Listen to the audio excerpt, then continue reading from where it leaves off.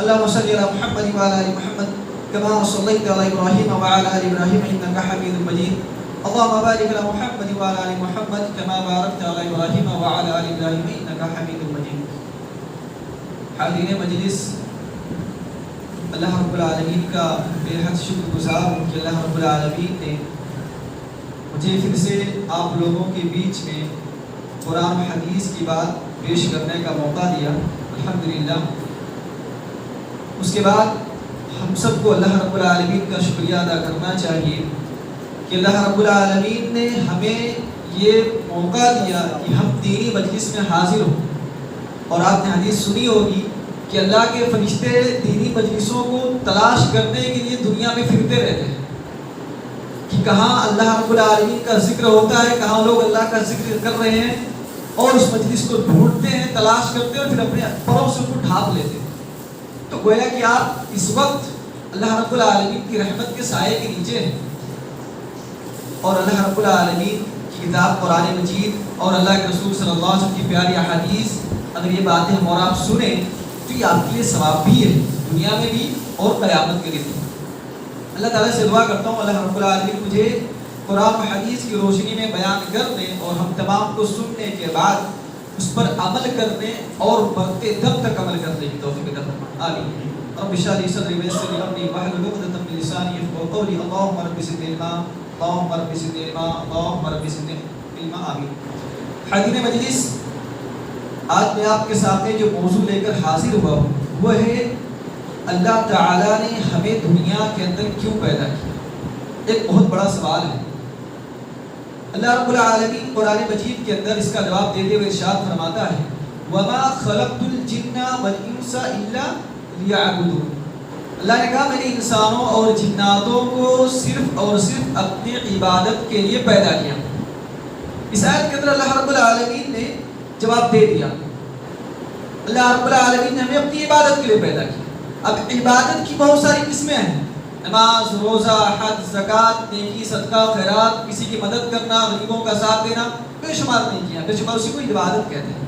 یعنی ہر وہ عمل، ہر وہ کام جس کے کرنے سے رب خوش ہو جائے وہی عبادت ہے۔ کوئی بھی ایسا عمل، کوئی بھی ایسی نیکی کہ جس کو آپ نے کیا اور اللہ رب العالمین خوش ہو گیا، وہ کیا ہے؟ عبادت ہے۔ یہ عبادت کی تعریف ہے۔ کوئی بھی نیکی ہو، کوئی بھی کام ہو آپ نے کیا، اللہ رب العالمین خوش ہو گیا، یہی کیا ہے بھائی؟ عبادت ہے۔ اللہ رب العالمین نے سورہ ملک کے اندر دوسری جگہ پر ہماری پیدائش کا مقصد بتلایا، فرمایا الذی خلق الموت والحیات لیبلوکم ایکم احسن عملا۔ اللہ نے کہا کہ ہم نے جو تم کو پیدا کیا ہے پھر ہم تم کو موت دے دیں گے۔ تو یہ جو سسٹم نظام ہم نے بنایا ہے، ہم نے دنیا میں جو تم کو بھیجا ہے لیبلوکم ایکم احسن عملا، کہ تم میں اچھا عمل کون کرتا ہے، سب سے بہتر عمل کون کرتا ہے۔ اللہ نے یہ نہیں کہا جو زیادہ عمل کون کرتا ہے۔ آپ یوں سوچیں کہ بھائی ہم زیادہ نیکی کر لیں، زیادہ عمل کر لیں، خوش ہو جائیں کہ بھائی ہمیں جنت مل جائے گی، ہرگز نہیں۔ اللہ نے احسن کا لفظ استعمال کیا ہے، یعنی جو سب سے اچھا عمل ہو، اور عمل اچھا بھی ہو، اور طریقہ کس کا ہو؟ رسول اللہ صلی اللہ علیہ وسلم کا۔ رسول اللہ صلی اللہ علیہ وسلم کی پیاری احادیث کی روشنی میں اگر آپ نیکی کرتے ہیں، کوئی بھی نیک عمل کرتے ہیں، تو سمجھو کہ وہ اللہ رب العالمین کے یہاں قابل قبول ہے، چاہے وہ کبھی ہو۔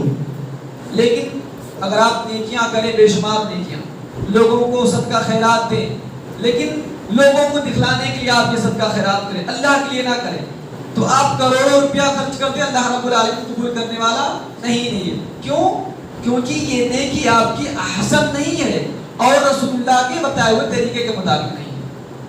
تو یہ جو دو آیتیں ہیں، ان دو آیتوں کو اگر ہم اور آپ اپنے سامنے رکھیں، ایک طرف اللہ کی عبادت اور دوسری طرف نیک اعمال، اور عمل بھی کیسا ہو؟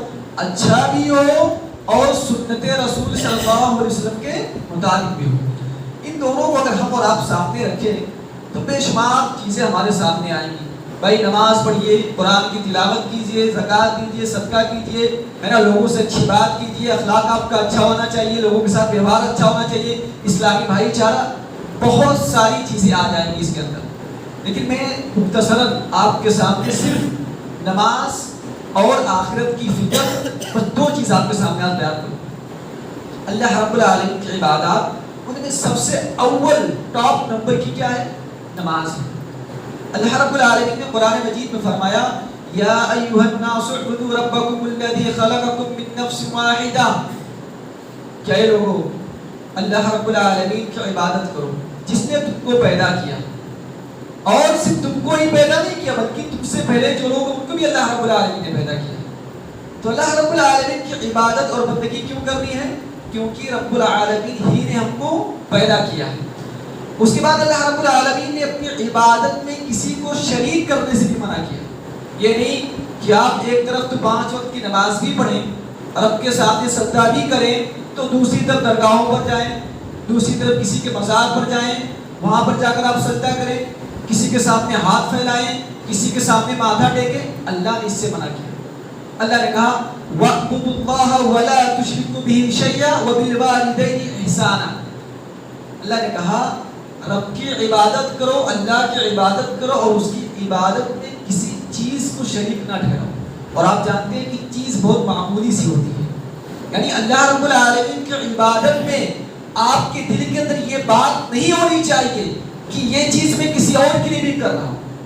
تو اللہ رب العالمین کی عبادت اور بندگی میں ہم اور آپ کسی کو شریک نہیں کر سکتے۔ تیسری بات کہ اللہ رب العالمین کی جو عبادت اور بندگی ہے کتنے دیر تک کرنی ہے، کب تک کرنا ہے؟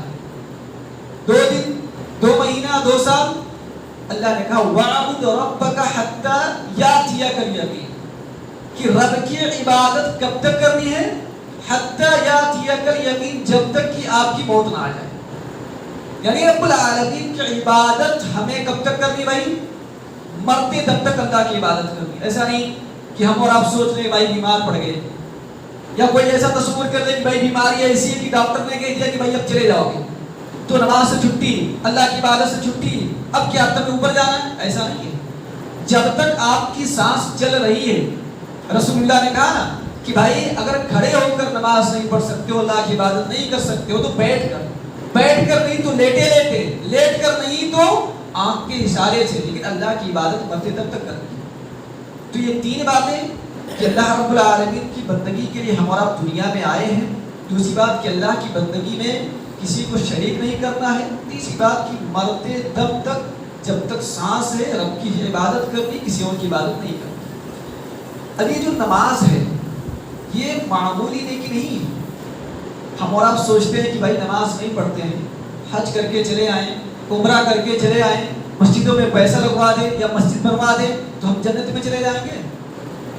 ان اول ما يحاسب به العبد يوم القيامه صلاته، قیامت کے دن سب سے پہلا سوال جو بندے سے اللہ رب العالمین کرے گا اس کی نماز کے بارے میں۔ اللہ یہ سوال نہیں کرے گا زکات کتنا دیا، حج کتنی مرتبہ کیا، عمرہ کتنی مرتبہ کیا، لوگوں کی مدد کتنی کی، ماں باپ کے ساتھ سلوک کیسا کیا۔ صلاۃ، سب سے پہلا اللہ رب العالمین بندے سے جو سوال کرے گا نماز کے بارے میں۔ یہ حقوق اللہ میں سے ہے کہ اللہ رب العالمین اپنے حق کے معاملے میں سب سے پہلا سوال کرے گا کہ بھائی نماز پڑھے تھے کہ نہیں پڑھے تھے۔ ہم اور آپ اسی کے پیچھے ہیں ہوتا ہے۔ نماز کی بڑی اہمیت امت مسلمہ۔ آپ دیکھیں اللہ رب العالمین نے تمام احکامات روئے زمین پر نازل کر دی، لیکن جب نماز کا مسئلہ آتا ہے تو کیا ہوتا ہے؟ محمد صلی اللہ علیہ وسلم کو اسراء معراج کرایا جاتا ہے، راتوں رات آسمان کی سیر کرائی جاتی ہے، 50 وقت کی نماز اللہ رب العالمین تحفے میں دیتا ہے، لیکن پھر موسیٰ علیہ السلام کے پاس آتے ہیں، گفتگو ہوتی ہے، پھر نماز کم کرائی جاتی ہے۔ 50 وقت کی نماز فرض تھی، 45 وقت اللہ نے کم کی، لیکن اللہ کا بڑا احسان ہے، اللہ رب العالمین کی بڑی رحمت ہے ہم پر اور آپ پر کہ اللہ نے 5 وقت نماز فرض تو کیا، لیکن 5 وقت نماز اگر ہم اور آپ پڑھتے ہیں باجماعت تو اللہ تعالیٰ 50 وقت نماز پڑھنے کا ثواب دیتا ہے۔ یہ نماز کا مقام ہے، نماز کا مرتبہ ہے، نماز کی اہمیت ہے، لیکن ہم اور آپ اس میں بہت پیچھے ہیں۔ نماز کی اہمیت اتنی زیادہ ہے، رسول اللہ صلی اللہ علیہ وسلم نے اپنی زندگی میں کبھی نماز نہیں چھوڑی۔ اللہ کے رسول صلی اللہ علیہ وسلم جنگ خندق کے موقع پر محمد صلی اللہ علیہ وسلم کی عصر کی نماز چھوٹ گئی، اور کس کی وجہ سے چھوٹی؟ کفار کی وجہ سے۔ رسول اللہ صلی اللہ علیہ وسلم نے جب نماز چھوٹ گئی نماز کا وقت چلا گیا، عصر کی نماز فوت ہو گئی، رسول اللہ صلی اللہ علیہ وسلم کو تکلیف ہوئی کہ اللہ کی عبادت سے میں محروم ہو گیا، تو جن کی وجہ سے نماز چھوٹی، رسول اللہ صلی اللہ علیہ وسلم نے بد دعا کی، مَلَأَ اللَّهُ قُبُورَهُمْ وَبُيُوتَهُمْ نَارًا، اللہ رب العالمین تو ان کے قبروں کو، ان کے گھروں کو آگ سے بھر دے۔ اب آپ ذرا بتائیے، ہم اور آپ اپنے آپ کو مسلمان کہتے ہیں اور نماز نہیں پڑھتے ہیں، اور آپ سے کہا جاتا ہے چلو نماز پڑھنے کے لیے آپ نماز نہیں پڑھتے ہیں، ذرا سوچیے اگر رسول اللہ صلی اللہ علیہ وسلم کی زندگی میں آپ ہوتے تو آپ کے لیے کیا رسول اللہ صلی اللہ علیہ وسلم کے الفاظ ہوتے کہ آپ نماز جان بوجھ کر چھوڑتے ہیں۔ رسول اللہ صلی اللہ علیہ وسلم نے جن کی وجہ سے نماز چھوٹی ان کے اوپر بد دعا کرتی، ہم اور آپ دعویٰ کرتے ہیں محبت رسول، محبت رسول صلی اللہ علیہ وسلم کا کہ بھائی رسول اللہ پر ایمان ہے، رسول اللہ صلی اللہ علیہ وسلم بڑی محبت ہے، اور اس مہینے میں بھی دیکھو محبت کا اعلان کیسے ہوتا ہے، اور نماز ہی نہیں پڑھتے ہیں۔ تو نماز یہ بہت ہی اہم عبادت ہے، اس معاملے میں ہم اور آپ بالکل بھی پیچھے نہ رہیں۔ اور آپ دیکھیں نماز کی اہمیت اتنی زیادہ ہے کہ اسلام کے اندر 10 سال کے معصوم بچے کو مارنے کا حکم دیا ہے۔ کیا کرنے کا؟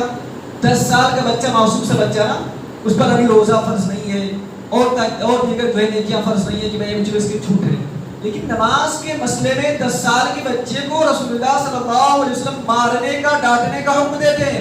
کیا کہتے ہیں رسول اللہ صلی اللہ علیہ وسلم؟ مروا اولادکم بالصلاۃ وهم ابناء 7 سنین واضربوهم علیہا وهم ابناء 10۔ اللہ کے رسول صلی اللہ علیہ وسلم کہتے ہیں کہ جب تمہارے بچے 7 سال کے ہو جائیں نماز پڑھنے کا حکم دو، بیٹا نماز پڑھو۔ جب 10 برس کا ہو جائے اس کو مارو جب نماز نہ پڑھے، اور یہاں تک آتا ہے کہ اس کے بستر کو الگ کر دو، یعنی اس پر سختی کرنی ہے۔ ہمارا مسئلہ کیا ہے؟ ہمارا بچہ نمازی ہو یا نہ ہو، دین کے معاملے میں آگے ہونا چاہیے۔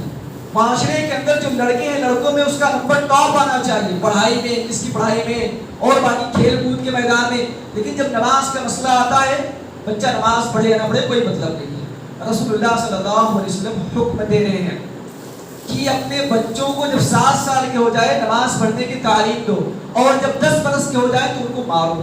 تو نماز ایک معمولی عبادت ہے۔ آج ہمارے اندر نہ جانے کتنے ایسے لوگ ہیں تندرست ہیں، توانا ہیں، ہٹے کٹے ہیں، بھائی باڈی بلڈر بھی ہیں ایسے لوگ، جب بات آتی نماز پڑھنے کے لیے تو نہیں آتے۔ ایسے لوگوں کو بتاؤ کیا کرنا چاہیے؟ کون سی لاٹھی، کون سا سوٹا ان کو سدھارے گا؟ بتائیے۔ رسول اللہ صلی اللہ علیہ وسلم 10 سال کے بچے کو کہتے ہیں نماز نہ پڑھے تو اس پر سختی کرو، اور جو 18 20 25 سال کے بچے کی جوانی دکھا رہے ہیں، گھوم رہے ہیں، بتاؤ ان کے ساتھ کیا کرنا چاہیے؟ تو یہ نماز کا مسئلہ معمولی نہیں ہے، اور یہ ذمہ داری خاص طور پر گارجن کی بنتی ہے کہ جو بچے جوان ہو جاتے نمازی نہیں ہوتے نا، یہ غلطی ہوتی ماں باپ کی۔ بچہ جو 7 برس کا ہو جاتا، 7 سال کا، رسول اللہ نے کہا نماز کے لیے کہو۔ اگر آپ 7 سال کے بچے کو نماز پڑھنے کے لیے کہیں گے، انشاءاللہ 10 سال کا ہوتے ہوتے وہ نماز کا عادی بن جائے گا، پھر زندگی میں کبھی نماز نہیں چھوڑے گا، اور وقت ایسا آئے گا کہ وہ باپ کو بھی کبھی کہے گا کہ چلو نماز پڑھنے کے لیے۔ تو نماز یہ بہت بڑی اہمیت ہے، اور اللہ رب العالمین رسول اللہ صلی اللہ علیہ وسلم کے نزدیک جو ہے اس کا بڑا مقام ہے۔ اس کی اہمیت کو ہم اور آپ سمجھیں، اس کو معمولی نہ سمجھیں۔ اور آپ دیکھیں نماز جیسی عبادت اللہ رب العالمین نے جو اذان کے کلمات ہوتے ہیں، آپ دیکھیں فجر کی اذان جب ہوتی ہے تو جملہ کیا نکلتا ہے؟ حی علی الصلاۃ حی علی الفلاح کے بعد کیا آتا ہے؟ الصلاۃ خیر من النوم، نیند سے بہتر یہ نماز ہے۔ ہمارے نزدیک دنیا بہت اہم ہے، اگر ہمارے سامنے پیسہ رکھ دیا جائے اور نیند رکھ دی جائے ہم اور آپ لوگوں کو ٹھکرا دیں گے، لیکن اللہ رب العالمین نے اذان کے کلمات میں یہ جملہ رکھا ہے الصلاۃ خیر من النوم، تو نیند سے بھی بہتر کیا بھائی؟ نماز ہے۔ تو نماز کو ہم اور آپ اہمیت دیں، اس کی فضیلت کو سمجھیں۔ محترم سامعین کرام، یہ نماز اللہ رب العالمین سے ملاقات کا، گفتگو کا ایک بہترین ذریعہ ہے۔ ہم اور آپ سوچتے ہیں نماز پڑھتے ہیں نا، آگے چلے جاتے ہیں، آپ لے کر جائیے جو بتا رہا ہوں، صرف سورہ فاتحہ کے ذریعے سے آپ رب سے گفتگو کرتے ہیں۔ آپ جب نماز پڑھنے کے لیے کھڑے ہوتے ہیں کہتے ہیں الحمدللہ رب العالمین، اللہ رب العالمین بدلے میں آسمان سے کہتا ہے حمیدنی عبدی، میرے بندے نے میری تعریف کی۔ جب آپ کہتے ہیں الرحمن الرحیم، اللہ رب العالمین جواب میں کہتا ہے اثنا علی عبدی، میرے فلاں بندے نے میری ثنا بیان کی ہے. اور آپ جب کہتے ہیں مالک یوم الدین، اللہ رب العالمین کہتا ہے حمدنی عبدی مجدنی عبدی، میرے بندے نے میری بزرگی بیان کی ہے. اور یہی پر بس نہیں ہوتا ہے، آگے جب آپ کہتے ہیں ایاک نعبد و ایاک نستعین، اے اللہ ہم تیری عبادت کرتے اور تجھ سے ہی مدد مانگتے، اللہ نے کہا میرے بندے نے جو مجھ سے مانگا میں نے دے دیا. آپ نے کیا مانگا؟ اللہ رب العالمین میں تیری عبادت کرنے کے لیے آیا ہوں اور تیری مدد چاہتا ہوں. تو اللہ نے آپ کو اپنی مدد دے دی. اور آگے آپ کیا مانگتے ہیں؟ اهدنا الصراط المستقيم صراط الذين انعمت عليهم غير المغضوب عليهم ولا الضالين آمین. آپ ہدایت کا راستہ اللہ سے طلب کرتے ہیں، وہ راستہ کہ جس پر اللہ رب العالمین نے انعامات کیے ہیں. اللہ نے کہا میں نے اپنے بندے کو راستہ دے دیا ہے. تو یہ نماز اللہ رب العالمین سے بات چیت کرنے کا، گفتگو کرنے کا بہترین ذریعہ ہے، بہترین نیکی ہے. اس کو آپ معمولی نہ سمجھیں. کبھی کبھی آپ نماز پڑھتے ہیں نا تو آپ دل لگا لیجیے الحمدللہ رب العالمین. میں کہتا ہوں آپ وقفہ کیجئے، اللہ رب العالمین کی صدا ہے، پھر آپ دوبارہ بھی کہیے الحمدللہ رب العالمین، پھر اللہ رب العالمین آپ کو جواب دے. اس طرح سے نماز پڑھنی چاہیے. کبھی ایسا ہوتا ہے رب العالمین کے سامنے آپ کھڑے ہیں اور آپ نے رکوع سے سر کو اٹھایا، رکوع کے بعد آپ سجدہ کرنے والے ہیں. کبھی آپ کو ایسا لگتا ہے کہ سجدے میں جا رہا ہوں اور سجدے کی حالت میں اللہ رب العالمین سے میں بہت زیادہ قریب ہو جاتا ہوں. اور آپ نے سنی ہوگی نا اقرب ما یکون العبد من ربی وهو ساجد فاکثر الدعاء. اللہ کے رسول نے کہا کہ بندہ سب سے زیادہ اللہ رب العالمین سے قریب اس وقت ہوتا ہے جب وہ سجدے کی حالت میں ہوتا ہے. ہم اور آپ کبھی تصور کر کے نماز پڑھتے ہیں، آپ نماز پڑھتے ہو کبھی تنہائی میں سجدے میں آپ چلے جائیں اور آپ یہ سوچ رہے ہو کہ اللہ رب العالمین میں تجھ سے قریب ہو رہا ہوں، اے اللہ رب العالمین اب میں تجھ سے وہ مانگوں گا جو مجھے چاہیے. اور آپ کو کیا چاہیے بھائی؟ دنیا میں کامیابی اور قبر میں عذاب سے نجات، مرنے کے بعد جہنم سے نجات. آپ سجدے میں جائیے، میں کہتا ہوں تنہائی کی نماز میں، اور آپ پڑھے رہیے. اللہ رب العالمین سے سب سے زیادہ قریب بندہ سجدے کی حالت میں ہوتا ہے. اب آپ وہاں پر مانگیے ربنا آتنا فی الدنیا حسنہ، اے اللہ رب العالمین اس دنیا کے اندر مجھے تو بہترین زندگی دے، وفی الآخرۃ حسنہ اور آخرت میں بھی مجھے کامیابی دے، وقنا عذاب النار. کبھی ایسا تصور ہوا ہے؟ کبھی نہیں ہوا ہے. آپ کیجئے، نماز کی اہمیت کو سمجھیے. نماز اللہ رب العالمین سے قریب ہونے کا ذریعہ ہے، اللہ رب العالمین سے گفتگو کرنے کا ذریعہ ہے. اور یہی پر بس نہیں، اللہ رب العالمین کہتا ہے وَمَا يَزَالُ عَبْدِي يَتَقَرَّبُ إِلَيَّ بِالنَّوَافِلِ حَتَّى أُحِبَّهُ. میرا بندہ نوافل کا اہتمام کرنے لگتا ہے، اتنی نوافل پڑھتا ہے کہ وہ اس سے قریب تر ہو جاتا ہے، یہاں تک کہ میں اس سے محبت کرنے لگتا ہوں. اور اللہ نے کہا میں اس سے اتنی محبت کرنے لگتا ہوں کہ میں اس کی آنکھ بن جاتا ہوں، میں اس کا کان بن جاتا ہوں، میں اس کا ہاتھ بن جاتا ہوں، میں اس کا پیر بن جاتا ہوں. اب آپ ذرا سوچئے، نماز پڑھنے سے اللہ رب العالمین آپ کی آنکھ بن جاتا ہے. آپ حرام چیز کو کبھی دیکھیں گے؟ آپ کبھی فلم دیکھیں گے؟ آپ کبھی ناچ گانا دیکھیں گے؟ اگر آپ کی آنکھ اللہ رب العالمین بن جائے، آپ کی یہ پیر جو گناہوں کی طرف بھاگتے ہیں، اگر آپ نمازوں کی حفاظت کرنے لگے، اللہ رب العالمین آپ کا پیر بن جائے، تو کیا آپ گناہوں کی طرف کبھی جائیں گے؟ تو یہ نماز ایک اہم عبادت ہے، اور اس عبادت کے ذریعے سے بندہ اپنے آپ کو گناہوں سے بھی بچاتا ہے اور اللہ رب العالمین کا تقرب بھی حاصل کرتا ہے اور اللہ رب العالمین کی محبت بھی حاصل کرتا ہے. آپ دیکھیں جناب محمد عربی صلی اللہ علیہ وسلم یہ نماز سے کتنی محبت کرتے تھے. رسول اللہ صلی اللہ علیہ وسلم مرض الموت سے پہلے بیماری کی حالت میں اللہ کے رسول صلی اللہ علیہ وسلم نے اپنی بیوی سے پوچھا اشد الناس، کیا لوگوں نے نماز پڑھ دی؟ آپ کی بیوی نے جواب دیا نہیں، وہم ینتظرونک یا رسول اللہ، اے اللہ کے رسول صلی اللہ علیہ وسلم صحابہ کرام آپ کا انتظار کر رہے ہیں کہ آپ آئیں اور نماز پڑھائیں.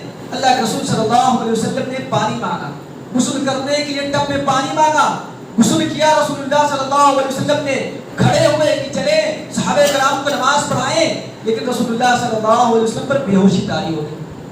بے ہوش ہو کر رسول اللہ زمین پر گر پڑے. کچھ دیر کے بعد طبیعت جب اچھی ہوئی، رسول اللہ نے پھر پوچھا اشد الناس، کیا لوگوں نے نماز پڑھ لی؟ اللہ کے رسول صلی اللہ علیہ وسلم کو جواب دے گا بھی نہیں، آپ کا انتظار کر رہے ہیں. اس طرح سے 3 دفعہ رسول اللہ نے کوشش کی، بار بار غسل کیا کہ جا کر صحابہ کرام کو نماز پڑھائیں، لیکن آخر میں جب یہ اندازہ ہو گیا کہ بھائی طبیعت زیادہ خراب ہو گئی ہے، اب میں صحابہ کرام کو، اپنے ساتھیوں کو نماز پڑھانے کی طاقت نہیں رکھتا ہوں، تو اللہ کے رسول صلی اللہ علیہ وسلم نے کہا کہ جاؤ ابو بکر صدیق رضی اللہ تعالیٰ عنہ کو کہو کہ وہ نماز پڑھا دیں. اب آپ ذرا یہاں پر سوچیں، غور و فکر کریں ہماری کیا کیفیت ہوتی تھی. کیا ہماری بیماری نے ہمیں اتنا جو لاچار کر دیا کہ مسجد تک نہیں آ سکتے، ہم کھڑے ہو کر نماز نہیں پڑھ سکتے. رسول اللہ صلی اللہ علیہ وسلم کو نماز سے اتنا لگاؤ، اتنی محبت تھی کہ ایسی حالت میں بھی بار بار نہا رہے ہیں، غسل کر رہے ہیں کہ جائیں لوگوں کو نماز پڑھائیں. لیکن ہماری کیفیت کیا ہے؟ ہم محمد صلی اللہ علیہ وسلم سے محبت کا دعویٰ کرتے ہیں نا. آپ قرآن مجید کو پڑھیے، اللہ نے کیا کہا؟ قُلْ إِن كُنتُمْ تُحِبُّونَ اللَّهَ فَاتَّبِعُونِي. اللہ نے اس آیت کریمہ کے اندر دو باتیں بتائی کہ اگر تم چاہتے ہو کہ اللہ تم سے محبت کرے فَاتَّبِعُونِي، تو اے محمد صلی اللہ علیہ وسلم آپ لوگوں سے کہہ دو کہ میری اتباع کرو. رسول اللہ کی اتباع ہم اور آپ کرتے ہیں؟ نماز پڑھتے ہیں، نماز کے مسئلے میں ہم اور آپ کمزور ہیں، تو رسول اللہ کی اتباع کہاں سے ہوئی؟ محبت رسول اللہ صلی اللہ علیہ وسلم کے دعوے میں ہم اور آپ جھوٹے ہیں.